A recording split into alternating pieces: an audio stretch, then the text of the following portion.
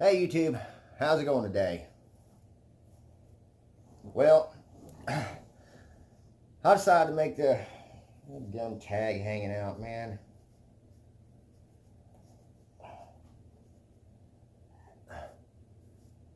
Oh well. You're not supposed to be looking at my ugly grill and my ugly face anyhow. Anyway, I wanted to show people the trick that I learned in Job Corps. It was from one of the staff that worked there. He was an old man, and he seen me struggling to shine my boots. And I was just polishing and polishing and polishing and polishing, man. And he showed me this trick. I don't know why it works. Maybe it's all just in my head. Couldn't tell you. But the way I was doing it was I would take me a rag or a sock turned inside out,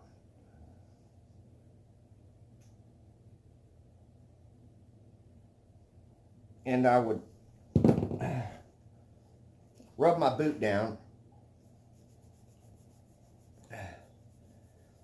Got to get a nice glazed thick coat on there.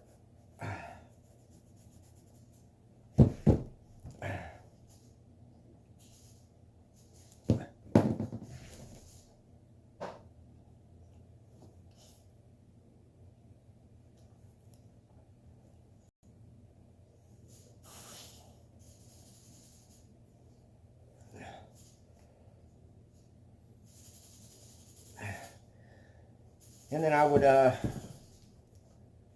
go to, doing the and spitting on it and all that. And then one day, like I said, that old man that helped me out, he must have been 80 years old. He was an 80-year-old black man. Okay, man, I'll get you the water refilled. That bird will throw the water bottle at you when it's empty. Anyway, the way I did it was, you don't leave the flame sitting in one spot too long. Just kind of gaze it over the edge there.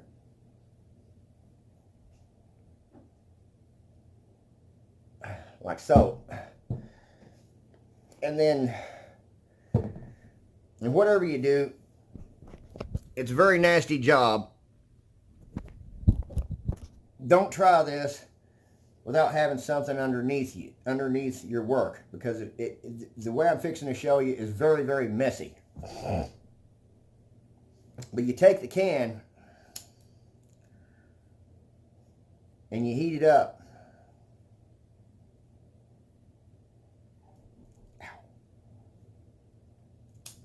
Until you see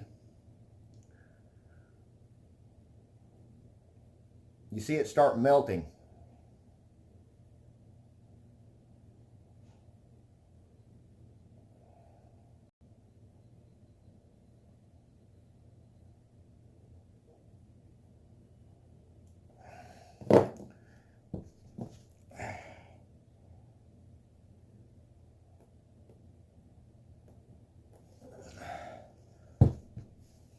And then you pour it on the boot.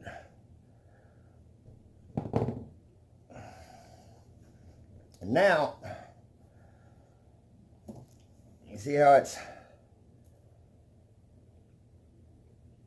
really thick on there. And the heat, I guess it's the heat that helps it bond.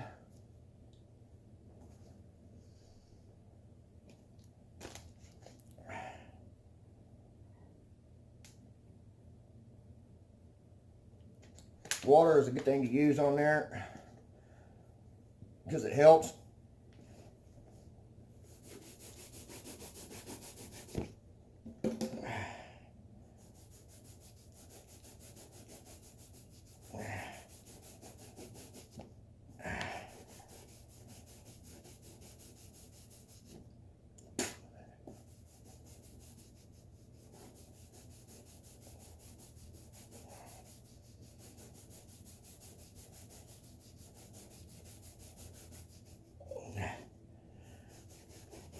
And I just repeat that process over. What the heck, man? That autofocus again.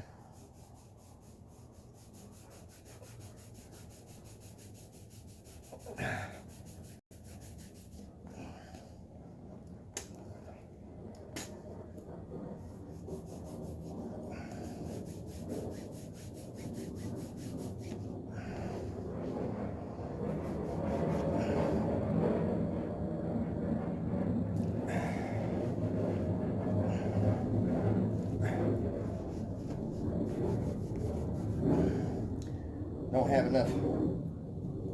There we go. It's hard to look at that autofocus again. What the hell, man? Anyway,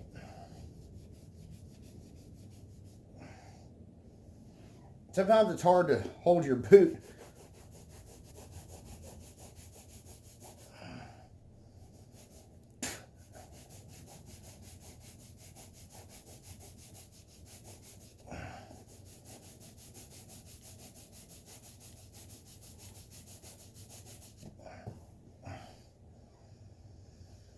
And you just have to repeat the process over and over and over again. But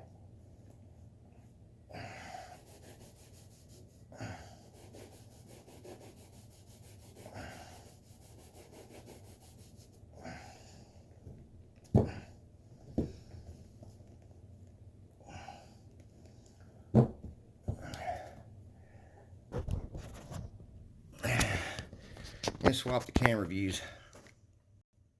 Anyway,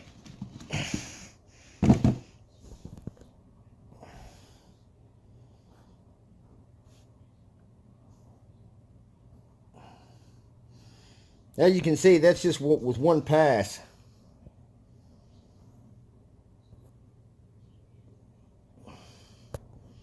This is the one that's got the heat on it. That's the one that doesn't have heat on it. But definitely it's a lot of hard work. There ain't nothing easy about it. Anyway, I tell you what. I ain't as good as I once was at polishing them boots. But I was as good as once as I ever was. Which reminds me, I'll tell y'all a little story. When I was in Job Corps, I sold my boot polishing services. People were just lazy and they didn't want to pay somebody, they didn't want to do the work themselves. So that's how I made my little extra money. I think at the time when I was enrolled in Job Corps, we got a $58 check every 2 weeks. And that was pretty good pay, considering back then they gave you government cigarettes. They had tobacco worms in them. you couldn't suck on them because you'd have to re-roll them because there was actually little tiny holes in all the cigarettes. It was terrible, but heck with it, we smoked them anyway. But I wanted to tell you a story that those Little Debbie snack cakes. Now the prices went up on them, but at the time you could buy the whole box for $1. And I made a lot of money. Excuse me. A lot of people think that's gross, but when it's there, and I got to get it fast. I got chronic sinus problems too. But anyway, back to what I was saying. I would buy a whole box of Little Debbie snack cakes. I mean, when I got paid, I must have bought in like equivalent to about a case. And the store, they sold them to everybody. I wasn't the only one that did the lick. I called it hitting the lick. But it was illegal to run books in Job Corps. You could get wrote up for it. I mean, you get in serious trouble for it, because this is what I did. I buy the whole box for $1, and then, because it was 2 weeks till we got paid again. Well, I would take those snack cakes, I think there was the white ones, and then the black ones, and then the zebra. I don't think they had zebra stripes ones back then. It was just the whites, the blacks, and I think some of the cinnamon rolls, and the Twinkie looking things, or the roll up. But the major ones that I made money doing was the white ones, I think, and they were for $1. I would sell the package of 2 for $1 on the books. And what the deal was these potheads would go out there and they would blow their money on getting high, And then they would get the munchies. Well, they done blew their money on the weed. They didn't have nothing to eat when they got the munchies. And, when we had a chow, down at the chow hall, uh, I think that was at like 5 o'clock. After 5 o'clock, everybody would go out and mingle and smoke. Back in the day, we'd smoke our dope, get high on, wasn't too much of anything else going around on the campus except for weed. So, everybody would go get high, and then they'd get the munchies, and then that's when I would sell my snack cakes for one for $1. So when payday came around, they owed me $1. And you'd be surprised how much money I made, man. I would, I think, at the time, one of them had 10 in it. I'm not for sure. 1, 2, 3, 4, 5, 6. It might have been 6 or 7 packages. I forget. But you can just imagine you bought one box for $1 and you sold each one for $1. So I was doing a markup of off the chart, Everybody else, after they seen me doing that, was just the young kids. I think it was the ages from 16 to 21 was the age that you were enrolled in it. And I was in there selling them snack cakes, man. The problem I had was I was the littlest guy in the whole place. And another problem I had was for every one white guy that was in there, there was, I kid you not, there was at least between 50 to 70 black guys to one white. That's just the way it was. The population, we were very far few in between. The white guys had to huddle together. We never walked alone by ourselves because they would absolutely, man, I remember time and time again, I carried a skateboard over my shoulder, and it had a guitar. I had a guitar, string or whatever, not a guitar string, but a guitar band, that people shoulder their guitars on. I tied it to my skateboard, and I'd get down on and put my right knee on that skateboard, and like a frog, I would pull my leg all the way up in front of me, and I was like a monkey, man. I would grab a hold of a rain gutter and shimmy up that rain gutter and go to the top whenever a brawl broke out, because you had no choice but to run like hell.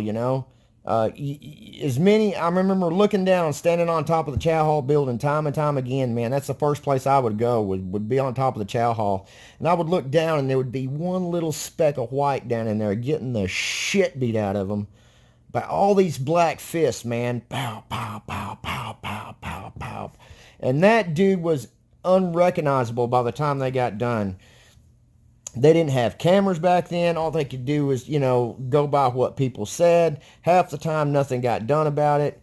And it was always the thing that they said was, it's payback time. It's payback time now, white boy. And they would always just pulverize the shit out of them. So me being a white boy running the books, man, I didn't have too good of a luck. But I tell you what, I met this big black guy, and I treated him like gold. I said, I tell you what, man, I will, for every person that screws me out of $1, you get the $1 out of them, and however you want to handle it, you handle it.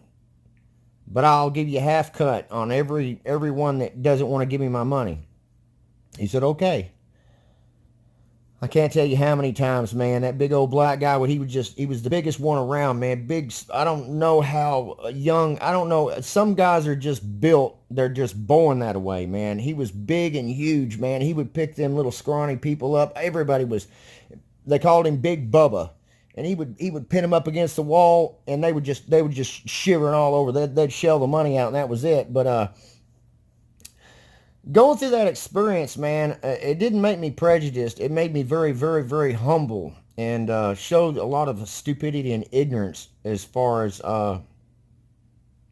watching the prejudice go down. It was back in the day where you didn't talk to the black women over there. You didn't get seen with, the whites and the blacks didn't intermingle very well. The only ones that got by with it was Big Bubba, man, because no one going to take on him, dude. He was the biggest black guy on the campus, man. And I shared my smoke with him.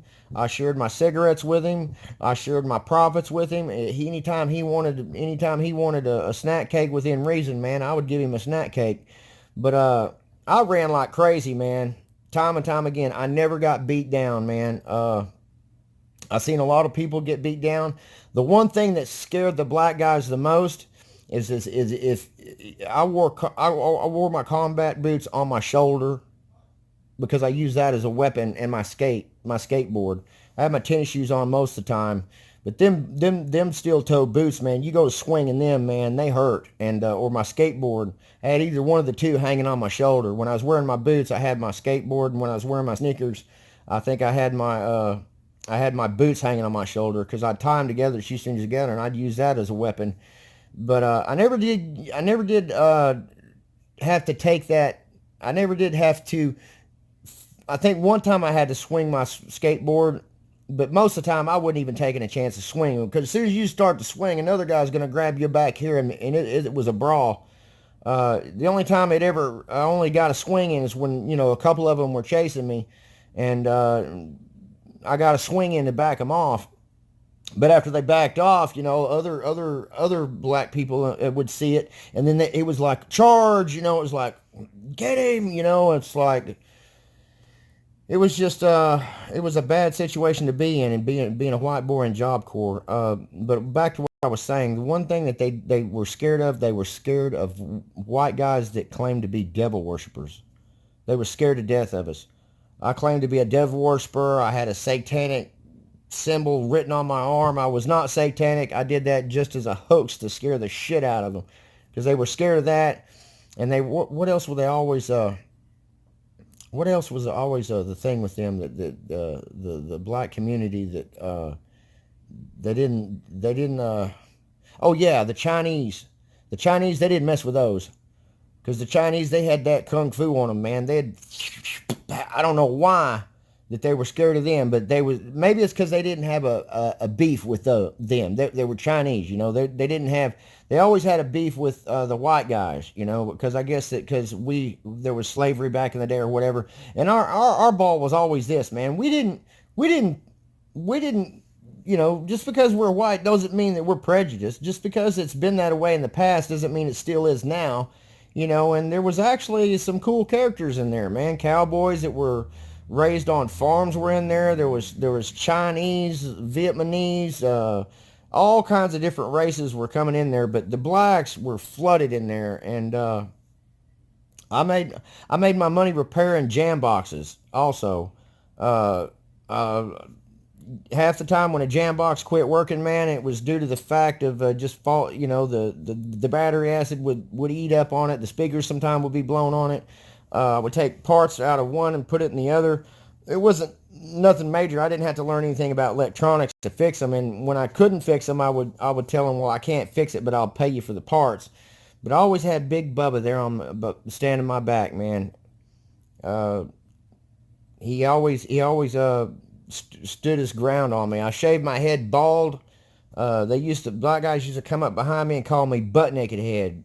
Pow! And they'd slap me behind my head, and I had to turn the cheek a lot of times in Job Corps. But I did take good knowledge out of there. I learned how to do heating and air, electrical. I actually graduated the electrical class and under half of the time everybody else did. So I got a chance to be the shop foreman and inspect other people's work. And it just became natural to me because whenever I was a kid, Papa would let me tear up lamps and crap like that, and I would put together a lamp. Grandma never did let me plug them in the house. She says, I'm not letting him plug that crap in the house. No telling what he's done. It's going to burn the house down. But Grandpa knew that I knew what I was doing, and he would let me use what I built, with electricity or whatever. Motors. I used to play with cassette player motors. I will tell you this. Look at this one.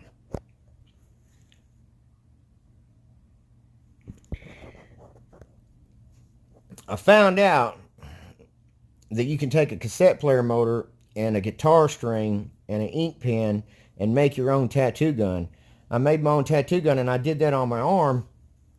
And I almost did get my butt kicked because somebody wanted me to, his nickname was Tweety. It was a brother named Tweety. He said, I want you to put Tweety on my arm. Well, I put Tweety on his arm, and he wasn't happy with Tweety because it looked like that. I said, what do you expect, man? I said, it's on. You asked me to do that. You drew it on there with your own hand. All I did was go over your lining. He said, but it didn't take in some spots, and it's splotchy, and this, that, and the other, and it ain't as clear as it is on me as it is you. And I tried to tell him, man, I'm white. You're black. It's not going to show up as clear as a bell like you. Of course, it's going to be kind of faded looking. And there was just a lot of controversy being back in Job Corps. I hope Job Corps has changed through the years, man. If anybody's out there and they've heard anything of Job Corps, has it changed at all? Has the prejudice gone away? Because back then it was hard to survive out there being a white boy. Metallica shirts, you had to wear that crap. Motley Crue shirts, you wore that. It was good to always have just your fingernails painted black. Black guys were just completely scared to death of devil worshippers. They didn't want to have nothing to do with you, you know. Maybe that's why I got lucky a lot of times. But those that try to stand bold and stand proud and be, you know, F you, I'm going to, you ain't calling me no cracker or whatever. It was a beatdown. It was a brawl.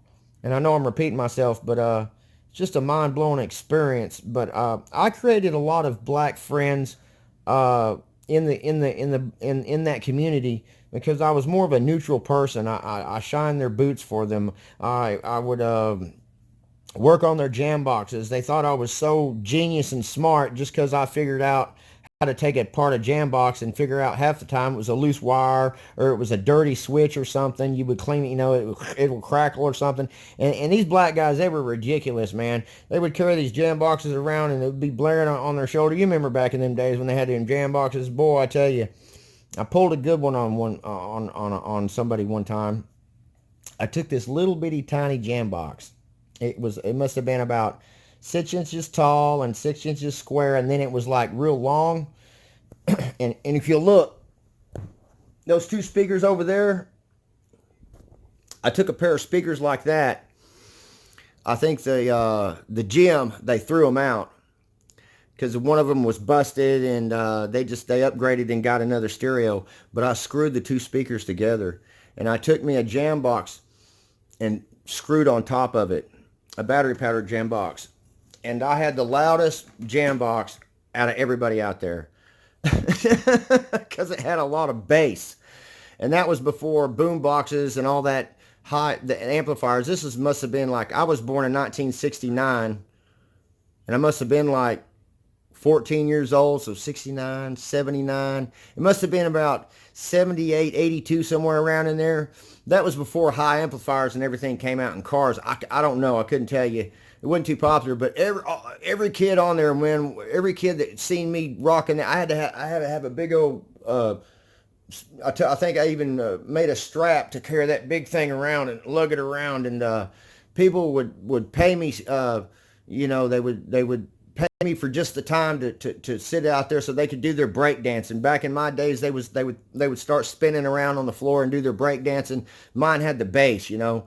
But I love that jam box, man. I think I ended up selling it for $100 or something like that. Somebody that just couldn't, they wanted to have the loudest one. But anyway, I guess I'll catch y'all later until next time. And that was funny sharing about all these things, all the different things. I wish I could, if I can remember any more interesting things about Job Corps and what I did to survive through Job Corps. It was a miracle that I got out of there with knowledge, and then use that knowledge through the years to and it actually gave me a second chance because I was a dropout. That's what Job Corps is made for. It's made for high school dropouts that wanted a second chance, and half of them in there, they wasn't even in there for school. They was in there to sell their pot, or they was in there to it was like a big gang, man. It was like just a big, it was like a big place where the black community could send the black children, you know, could pay, you know, repay their paybacks to the white kids, you know. But I showed everybody, man. I think years later, I ran around a couple of them that was from this area that went to Job Corps, and I married a black girl. And I had a lot of good times in Job Corps, but I had to go through a lot of crap to get my education. But anyway, I'll catch y'all later, and I'll see y'all till next time. Hope y'all enjoyed the vlog. See y'all later. It's funny, huh, Phoenix? See y'all later till next time. Limster out.